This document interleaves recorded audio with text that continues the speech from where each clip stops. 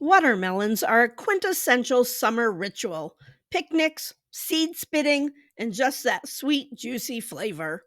Watermelon is easy to grow in Zone 6 as long as it has sun, plenty of water, and a lot of space. In this video, we will look at some varieties, how to grow them, and what pests to look out for.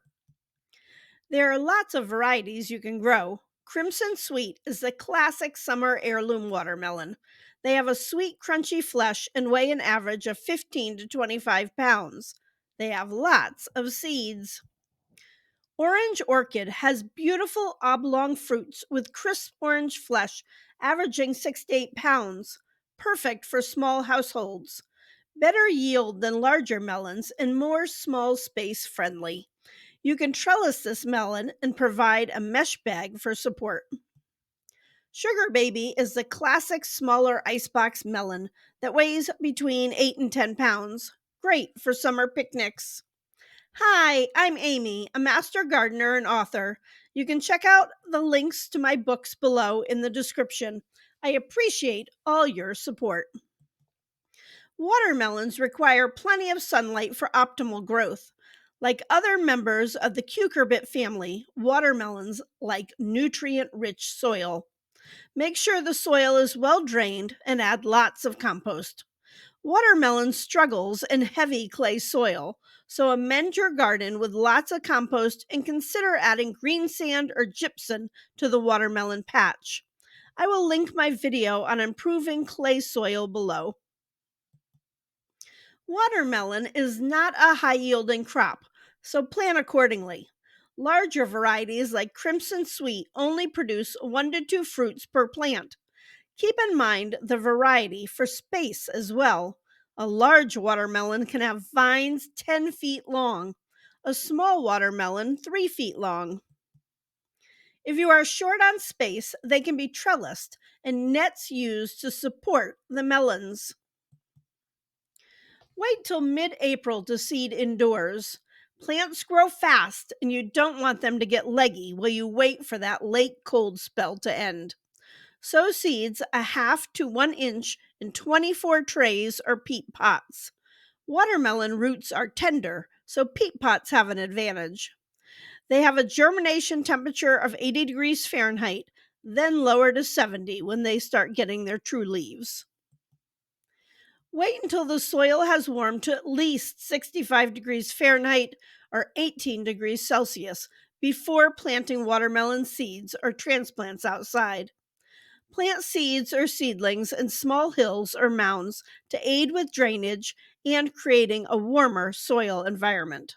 Space hills about 4 to 6 feet apart with 2 plants per hill. Soil moisture is important for growth and pollination. Apply a layer of organic mulch such as straw or shredded leaves to conserve moisture, suppress weeds, and regulate soil temperature. I'm a fan of landscaping fabric. Watermelons produce male and female flowers that are insect pollinated. See those woolly hairs on the vines? These hairs protect the plant from overheating and act as a natural defense against pests. Use organic fertilizers such as fish emulsion or seaweed extracts to supplement soil nutrients. I typically spray leaves with fish emulsion. Compost tea works well too. Watermelons need lots of water, 1 to 2 inches per week. However, reduce water as fruits mature so you concentrate that sweetness. These watermelons have rind worm damage. Rindworm is an interesting term that we use to describe any larvae pest that eats the rind and causes a brown or yellow discoloration. Common culprits are the larvae of the cucumber beetle, cutworms, or corn rootworm. Cucumber beetles are attracted to watermelons. Adults have yellow and black markings with either stripes or spots.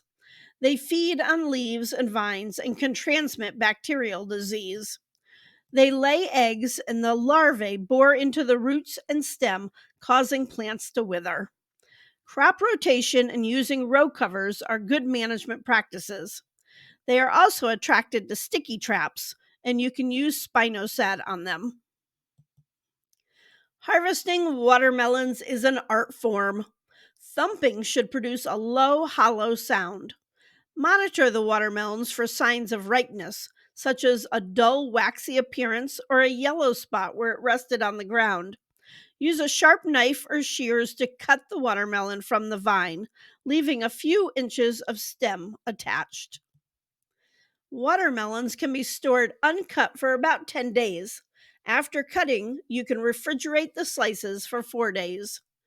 Watermelon is fabulous in fruit salads and pairs well with strawberries and blueberries. Watermelon is great in drinks and, surprisingly, in salsa. You can even grill watermelon. Check out my video on improving clay soil next.